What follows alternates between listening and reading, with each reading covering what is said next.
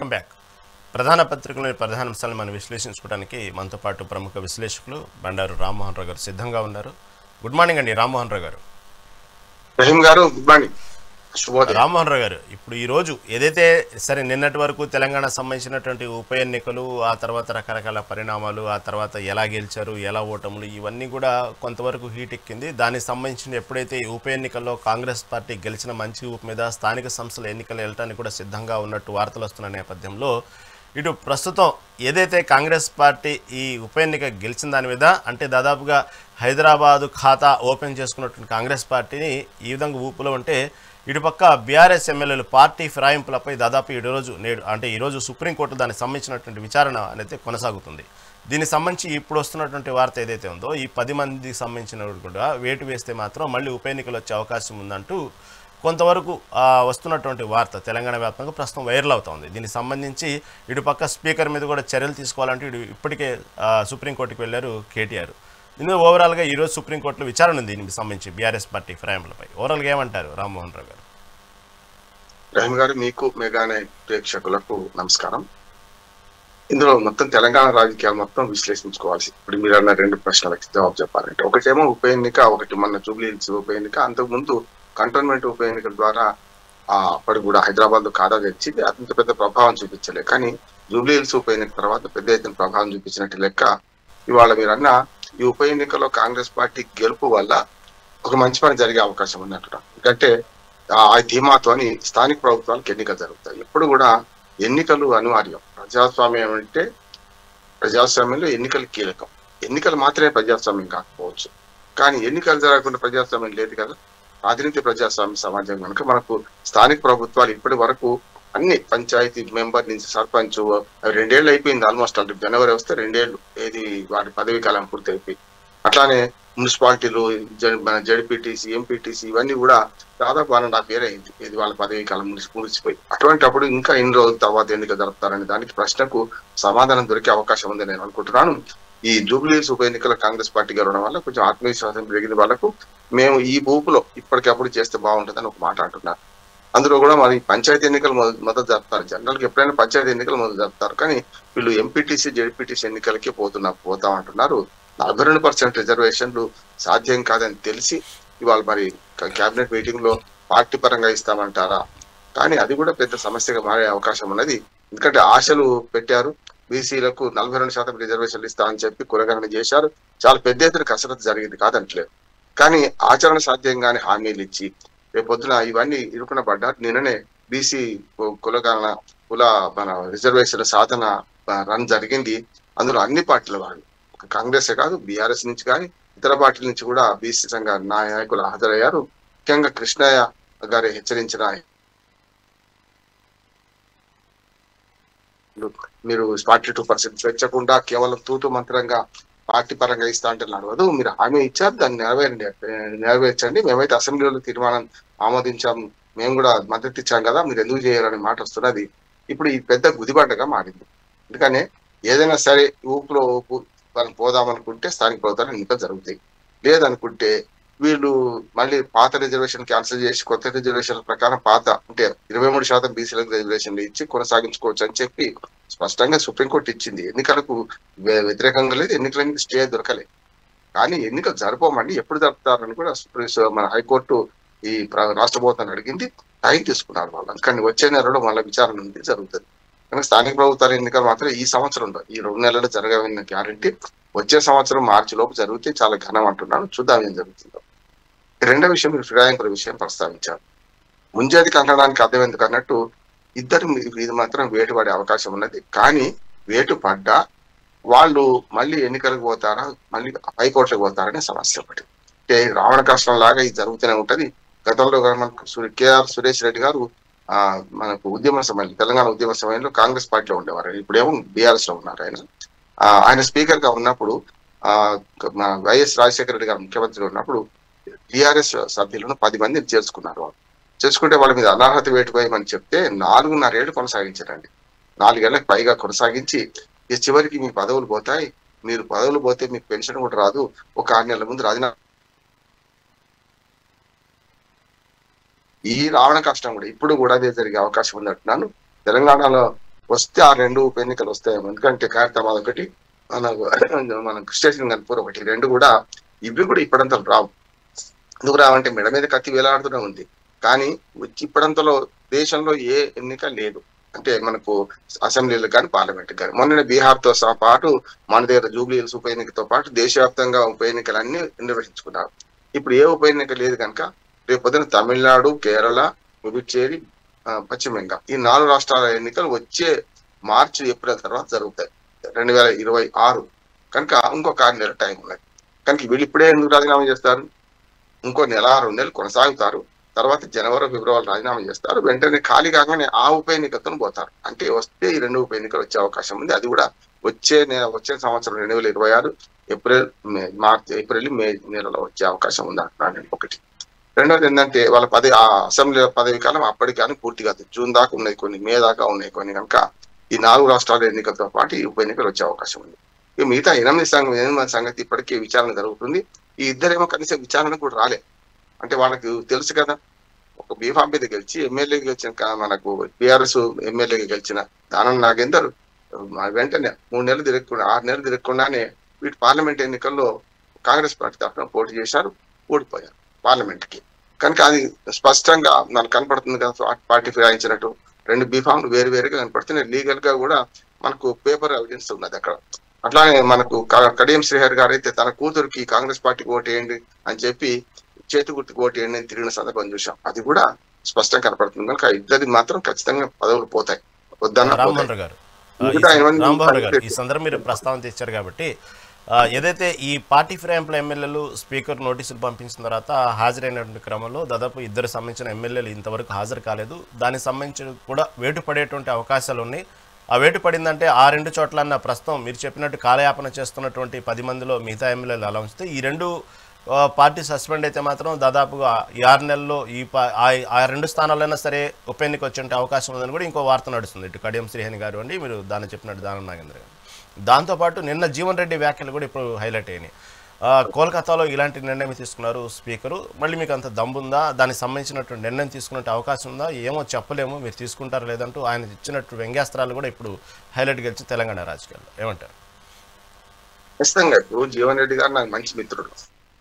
నేను అడ్వకేట్ గా ఉన్నాను, వారు కూడా అడ్వకేట్ కనుక మంచి మిత్రుడు. వారు కూడా ఏమన్నారు, గతంలోనే ఫిరాయింపులు వ్యతిరేకించారు. ఆయన మనకి ఎంత తక్కువైందని 64 మంది ఎమ్మెల్యేలు ఇచ్చారు, కంటోన్మెంట్ గెలిచాం, 65 మంది అయ్యారు. అక్కడ జగిత్యాల ఎమ్మెల్యేను, బీఆర్ఎస్ ఎమ్మెల్యేను కాంగ్రెస్ లో తీసుకున్నారు వీళ్ళు. అప్పుడే వ్యతిరేకించారు ఆయన. ఆ నియోజకవర్గంలో మరింత నా ఉద్దేశం కేసీఆర్ తో 2 సార్లు పార్లమెంట్ కు పోటీ చేశారు. ఆయన ఏ పదవి లేకుండా పార్లమెంట్ ఓడిపోతానని తెలిసి కూడా ఆయన మీద కేసీఆర్ మీద పోటీ చేసిన సందర్భం చూసాం మనం కదా. అటువంటి ఒక సీనియర్ కాంగ్రెస్ నేతను అవమానిస్తూ అక్కడనే ఉన్న బీఆర్ఎస్ నేతను చేర్చుకొని హత్యా రాజకీయాలు నడుపుతుంటే మరి ఆయన కోపం రాదా? ఆయనే కాదు, చాలా మంది ఇప్పుడు ఎవరైతే 10 మంది బీఆర్ఎస్ ఎమ్మెల్యేలను చేర్చుకున్న క్రమంలో అక్కడ ఉన్న పాత కాంగ్రెస్ వాళ్ళు చాలా ఇబ్బందులు పడుతున్నారు. బయటకు చెప్పుకోవడం లేదు. జీవన్ రెడ్డి గారు బయటపడ్డారు. చాలా కరెక్ట్, ఆయన ఆవేదనలో చాలా కరెక్ట్ ఉన్నది. మీరు ఫిరాయింపుదారులను మన అనర్హత వేటు వేసే అధికారం అవసరం ఉన్నదని చెప్పుకుంటూనే ఆ ధైర్యం ఉందా అని అన్నాడు. నిజంగానే ధైర్యం ఉందా అని అడగాల్సి వస్తుంది. ఒక గడ్డం ప్రసాదరావు గారి గురించి మాట్లాడాల్సిన అవసరం లేదు. అందరు స్పీకర్లు ఇప్పటిదాకా దేశంలో ఈ ఫిరాయింపుల చట్టం అమల్లోకి వచ్చిన తర్వాత చాలా వరకు టైం తీసుకొని సస్పెండ్ చేయడం, లేకపోతే టైం తీసుకొని నిర్ణయాలు తీసుకుంటున్నారు తప్ప రాష్ట్ర ప్రభుత్వం అధిపంగా నడుస్తున్నారు. పార్టీ ఛాయలుగా పోవడం. చెప్పాను కదా, కేఆర్ సురేష్ రెడ్డి ఎక్కడ ఉన్నారు, ఆనాడు కాంగ్రెస్ పార్టీ ఆ నిర్ణయం చూసి చెప్పాను నేను. అట్లాగే మనకు మన పోచారం శ్రీనివాసరెడ్డి గారు ఆయన కూడా ఫిరాయింపుదారుల పట్ల ఎట్లా ప్రవర్తించారో చూసినాం కదా మనం. కనుక ఇవన్నీ ఏం లేదు, వీళ్ళు పార్టీలు మారుతున్నారు, వీళ్ళే స్పీకర్లు అయినప్పుడు సందర్భంలో ఇది చూస్తున్నారు. ఇంకా లేఖన గడ్డం ప్రసాదరావు గారు చాలా వైజ్ స్పీకర్ అంటున్నారు. ఇప్పుడు సభా నిర్వహణలో చాలా ప్రమాణంగా పనిచేస్తున్నారు. ఈ విషయంలో మాత్రం కొంత ప్రభుత్వం మీద ప్రభుత్వం నుంచి ఒత్తిడి ఉన్నట్టుంది, కొన్ని టైం తీసుకుంటున్నాడు. కానీ ఇటీవల తేలినా కూడా రహీం గారు ఈ వెంటనే ముందర పడేది కాదంటున్నాను. నేను చెప్తాను, ఒకటి 8 మంది ఎమ్మెల్యే, మిగతా 2 క్యారెట్ ఉప ఎన్నికలు వస్తాయి, వచ్చే ఏప్రిల్ మేలో వస్తాయి అంటున్నాడు, మార్చి ఏప్రిల్ మే. కానీ మిగతా ఈ 8 మంది విషయంలో ఇంకా 4 ఏళ్లు కొనసాగిన మనకు ఆశ్చర్యపోవాల్సిన అవసరం లేదు. ఏమైందంటే అనర్హత పెట్టి వేసిన అనుకోండి 8 మంది మీద, ఒకవేళ వేస్తే ఆటోమేటిక్ గా వీళ్ళు హైకోర్టుకు పోతారు. హైకోర్టులో కొన్ని సంవత్సరాలు నడుస్తుంది కేసు. తర్వాత హైకోర్టు ఏమైనా తీర్పిచ్చింది అంటే వాళ్ళు అక్కడి నుంచి పైకి సుప్రీంకోర్టు పోతారు. ఇవి కోర్టులు ఉన్నాయి కదా, కోర్టులో కూడా సంవత్సరాల తరబడి తేగకుండా కేసులు ఉంటున్నాయి కనుక స్పీకర్ తేల్చలేకపోయినా కోర్టులు కూడా మరి అదే పరిస్థితులు చూస్తారు. వీళ్ళకి హక్కు ఉంది కదా కోర్టుకు పోయేదైతే స్పీకర్ నిర్ణయం మీద పోతారు. నెంబర్ 1.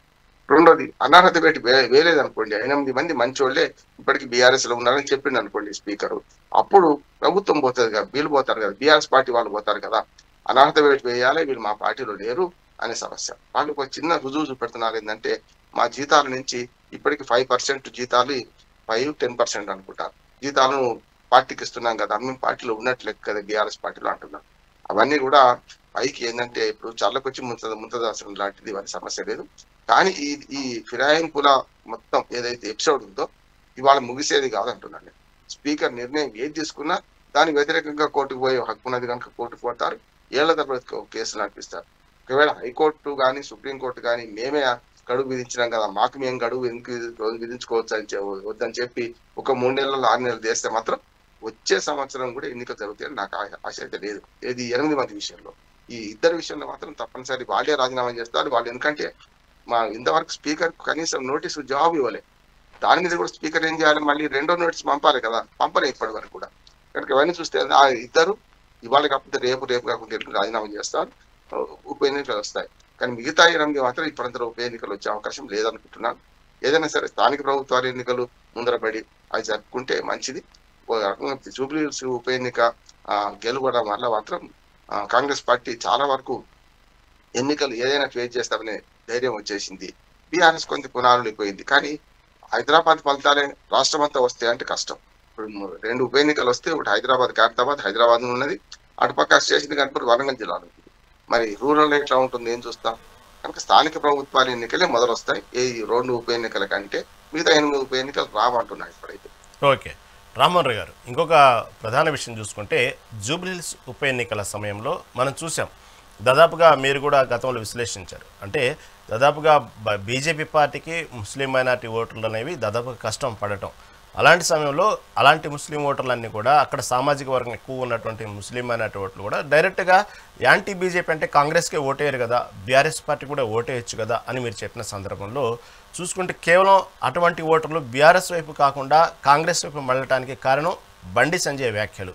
ప్రధానంగా బండి సంజయ్ వ్యాఖ్యలు కొన్ని పార్టీకి మంచి చేయకపోగా ఇంకా డ్యామేజ్ చేసి, దాంతోపాటు మీరు అన్నట్టుగానే బీఆర్ఎస్కి పడాల్సిన ఓట్లు కూడా డైరెక్ట్గా కాంగ్రెస్కే మైనార్టీ ఓట్లు మొగ్గు చూపడానికి కారణమైనవి అని చెప్పుకున్నటువంటి పరిస్థితుల్లో నిన్న చూస్తే రాజాసింగ్ కూడా కొన్ని వ్యాఖ్యలు చేస్తూ దాదాపుగా బీజేపీ పార్టీకి కావాలనే కొందరు నాయకులు పార్టీని నష్టం చేస్తున్నారు, ఈ విధంగా పోతే దాదాపుగా 5 సంవత్సరాలు కాదు 50 సంవత్సరాలు కూడా ఎప్పటికీ బీజేపీ పార్టీ తెలంగాణలో అధికారంలోకి రాదు, దాంతోపాటు ఇటు కావాలని కొంతమంది బీజేపీ నాయకులు ఇంకెప్పుడు దీనికి సంబంధించి కనీసం ఓటు కూడా అడగలేదు అంటూ ఇటు ఎమ్మెల్యే రాజాసింగ్ చేసిన వ్యాఖ్యలు.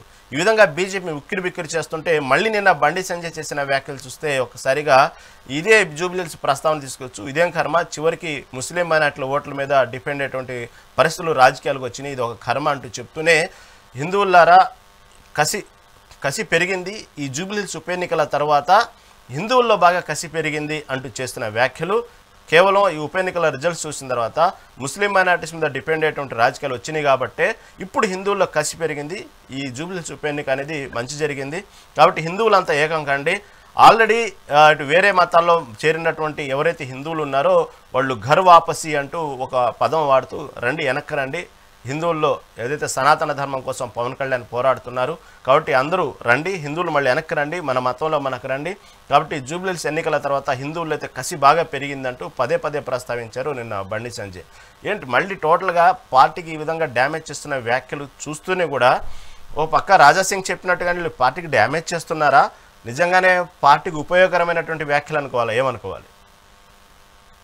బీజేపీ వాళ్ళు తప్పుల మీద తప్పు చేస్తున్నారు. కాకపోతే నిన్న బండి సంజయ్ కూడా కొంచెం సవరించుకున్నాడు. చూశాను కదా, ముస్లింలకు వ్యతిరేకం కాదని మాట కూడా అన్నాడు. మీరు అన్న అన్ని వ్యాఖ్యలలో ఒకసారి మళ్ళీ నేను లైవ్ చూశాను, కాదు అనుకుంటూ నేను పూర్తిగా విద్వేషాన్ని ఊరిపేసే ప్రయత్నం చేశాను. అలా విభజించు పాలించు అనే సిద్ధాంతాన్ని, దిజాజీ సిద్ధాంతాన్ని అన్నాడు జిన్నా. ఆ తర్వాత దాన్ని మెల్లగా ఆసరా చేసుకొని పశ్చిమ బెంగాల్ అంటే బెంగాల్ విభజన నుంచి మొదలుకొని బ్రిటిష్ వాళ్ళు మన రాజకీయాలను వాడుతున్నా విభజించి పాలించని రాజకీయాలు చేసాం. 2 దేశాలు అయిపోయినాయి, ఇప్పుడు 3 దేశాలు అయినాయి, పాకిస్తాన్, బంగ్లాదేశ్, ఇండియా అయిపోయింది. కానీ ఇప్పుడు ఇవేంటంటే ఈ రాజకీయ నాయకులు తెల్లదొరలు పోయారు, నల్లదొరలు వచ్చిన తర్వాత కూడా వీళ్ళు కూడా మతం ప్రాతిపదికన చేస్తున్నారు. కానీ బుద్ధి తెచ్చుకోవాలి. మొన్న బీహార్ ఎన్నికలను చూసుకొని బుద్ధి తెచ్చుకోవాలి ఈ పార్టీలన్నీ కూడా కదా. అన్ని అంచనాలు తారుమారైనవి. బీహార్ ఎన్నికల్లో ఒక పార్టీ ఒకేదానికి ఒక కులమో ఒక మతం ఒకదానికి వేయలేదని మనకు అర్థమవుతుంది కదా. అందుకనే వీళ్ళు ఈ రాజకీయాలలో ముఖ్యంగా రాయసింగ్ ఏమో ఇంటర్నల్ పాలిటిక్స్ ప్రశ్నిస్తున్నాడు. ఆయన ఏమంటాడంటే వీళ్ళందరూ కూడా కరడు కట్టిన ఏది పాత బీజేపీ వాళ్ళు కొత్త వాళ్ళని ఎవరిని రాణిస్తలేరు, ఫిరాయింపు అయిన తర్వాత కూడా వాళ్ళను తమ దాంట్లో అడ్జస్ట్ చేసుకోవడం లేదు. ఉదాహరణకు వీటర్ రాయండి లాంటి వాళ్ళు అడ్జస్ట్ చేసుకోవడం లేదని రాజేసింగ్ ఆవేదన. ఆయనదంతా కిషన్ రెడ్డి మీద ఆయన అది వాళ్ళ బండి సంజయ్ లాంటి వాళ్ళు నష్టం చేస్తున్న ఆవేదన ఉంది. సరే ఆయన పార్టీలో లేడు కనుక ఆయన వ్యాఖ్యలను వీళ్ళు తీసుకోరు. కానీ పార్టీలో ఉన్న వాళ్ళు బండి సంజయ్ మళ్ళీ నిన్న దాన్ని ఇప్పుడు మానిన గాయం అయిపోయింది, మొన్న ఏదో అన్నారు అయిపోయింది. ఖచ్చితంగా నేను మొన్న అంటున్నాను ఇప్పుడు అంటున్నాను, బండి సంజయ్ 3 సార్లే వచ్చాడు. కానీ ఇవాళ కాంగ్రెస్ పార్టీ గెలవడానికి జూబ్లీస్ ఎన్నికల్లో పూర్తిగా తానొక్కడే వర్గంగా మద్దతు ఇచ్చినట్టు అయిపోయింది. అది అయిపోయింది కదా. మళ్ళీ నిన్న కూడా మాట్లాడి మళ్ళీ రేగనకి మళ్ళీ గాయం రేపడం తప్ప ఇంకోటి ఏం లేదు. ఇప్పటికి కూడా ఆయన ఏమంటున్నాడు, దీనికి కట్టుబడి ఉన్నాను అనుకుంటూనే నేను ముస్లిం వ్యతిరేకం కాదు కానీ అట్లా వేసుకోవడం కష్టం కదా అనే మాట మాట్లాడుతున్నారు. ఏదైనా సరే ఇప్పుడు వీళ్ళందరూ కూడా మంత్రులుగా ఎట్లా అయ్యారు, వర్గంగా సమాజాన్ని చీల్చుకుంటూ ఇట్లా ఎన్ని రోజులు పరిపాలిస్తారు.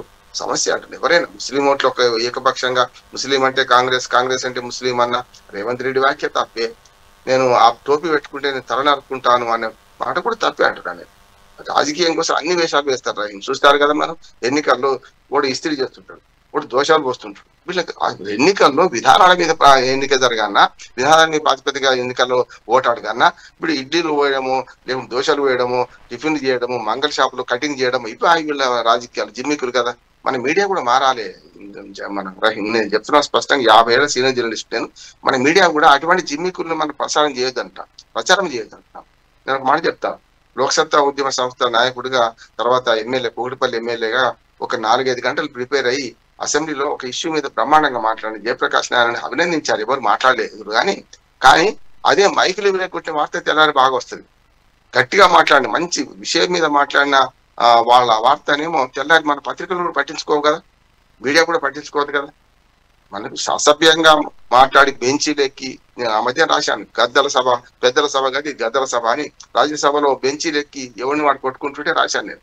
అంటే పెద్దల సభ కూడా ఇట్లా నాశనం అయిపోయిన సందర్భంలో కొట్టుకుంటూనో తన్నుకుంటూనో మైకులు ఇరిస్తేనే మనం వార్తలు రాస్తున్నాం, లేకపోతే మీడియాలో ప్రసారం చేస్తున్నాం తప్ప నిజంగా వైజ్ మెన్ గా ఒక అకాడమిక్ గా ఒక మాట మాట్లాడి అసెంబ్లీలో చాలా మంచి చర్చలు జరుగుతున్నాయి. ఎందుకు జరగడం లేదు? ఆ చర్చలను మనం ప్రామాణికంగా తీసుకొని బయట పెడితే అసెంబ్లీ యాక్ట్ ఇట్లా ఉంటుంది అని ప్రజలకు సంకేతం ఇచ్చినట్టు సందేశం ఇచ్చినట్టు నేటి విద్యార్థులు కూడా నేర్చుకుంటారు. మీరు చూడండి, యూత్ పార్లమెంట్ మేము సమావేశాలు నిర్వహిస్తుంటాం. యూత్ పార్లమెంట్ ఇదే చేస్తాం మేమంతా. అంటే ఒక రకంగా చెప్పాలంటే సమయంలో పాటించి సభను ఎట్లా నిర్వహించాలి, సభ ఎట్లా జరపాలని మేము వరంగల్లో మనం నిర్వహించాం, హైదరాబాద్ నిర్వహిస్తున్నాం. యూత్ పార్లమెంటు అనే పేరు మీద సభా సమావేశం ఎట్లా జరగాలని ఆదర్శంగా చేయాల్సిన మీడియా కానీ మన ఎన్జిఓలు కానీ ఇది ముందుకు రావాలని నేను కోరుతున్నాను. లేకపోతే ఈ అసెంబ్లీ సాక్షి కాదు, బయట ఎట్లా మాట్లాడుకుంటారు ఆవాకులు జవాకులు బూతులు. ఆఖరికి అసెంబ్లీ సాక్షిగా కూడా అసత్యాలు అర్ధసత్యాలతో మభ్యపెడుతున్న ప్రజలను ఇది తప్పు అంటున్నాను. బండి సంజయ్ వ్యాఖ్యలు కానీ ముఖ్యమంత్రి రేవంత్ రెడ్డి గారి వ్యాఖ్యలు ఈ రెండే తప్పే అంటున్నాను. ముస్లిం అంటే కాంగ్రెస్ అంటే ముస్లిం అని మాట్లాడడం ఆయన తప్పు, దాని వ్యతిరేకంగా మాట్లాడింది అంతకంటే తప్పు. ఈ 2 తప్పుల వల్ల సమాజంలో చీలిక తీసుకొచ్చారంటున్నాను.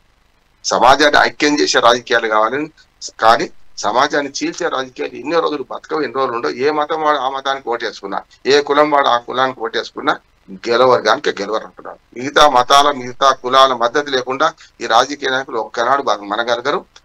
దాన్ని రాజకీయం చేసుకుంటేనే హిందూ పోలరైజేషన్ కోసం హిందూ ఓట్ల పోలరైజేషన్ కోసం బీజేపీ ప్రయత్నం చేస్తుంది, ముస్లిం ఓట్ల పోలరైజేషన్ కోసం కాంగ్రెస్ పార్టీ ఇతర లౌకిక పార్టీలు అనే పేరు మీద సంతుష్టికరణ రాజకీయాల పేరు మీద వీరు కూడా ప్రయత్నం చేస్తున్నారు. రెండూ తప్పే అంటున్నాను. Right, okay. రామ్మోహన్ గారు చక్కటి విశ్లేషణ అందించారు, ధన్యవాదాలండి. ఇది ఈనాటి మెగా సంబంధించినటువంటి పేపర్ అనాలిసిస్. చూస్తూనే ఉండండి మెగా 9 టీవీ.